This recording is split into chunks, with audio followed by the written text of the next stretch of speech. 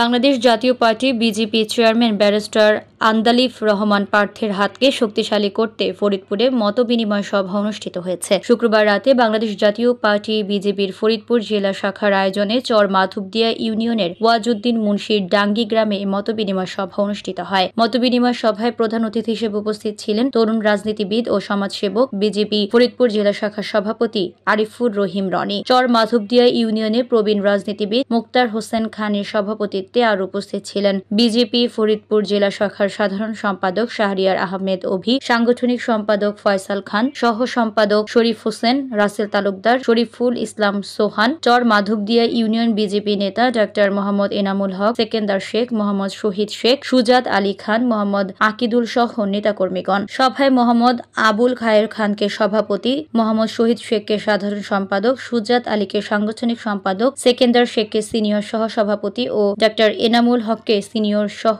সাধারণ সম্পাদক করে 51 সদস্য বিশিষ্ট চর মাধবদিয়া ইউনিয়ন বিজেপির কমিটি গঠন করা হয়। আমার পার্থ ভাই এবং আমাদের আরিফুর রহিম রনি সাহেবকে সবাই।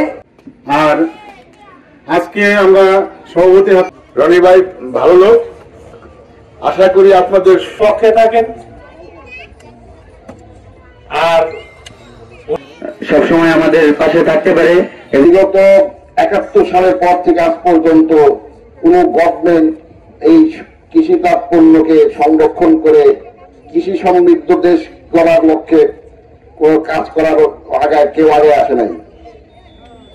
আপনারা যদি বিজেপির হাতকে শক্তিশালী করেন, ব্যারিস্টার আন্দালিব রহমান পার্থ ভাই যদি বাংলাদেশের রাজনীতিতে কোনো একটা পর্যায়ে কোনো একটা পদ মর্যাদা আসতে পারে, তা আশা করি ফরিদপুরের জনমানুষের পক্ষ থেকে, জনগণের পক্ষ থেকে ফরিদপুরের জনগণের যে দাবি দেওয়া আছে, চাওয়া পাওয়া আছে, ওনার কাছে আমি পেশ করতে পারবো।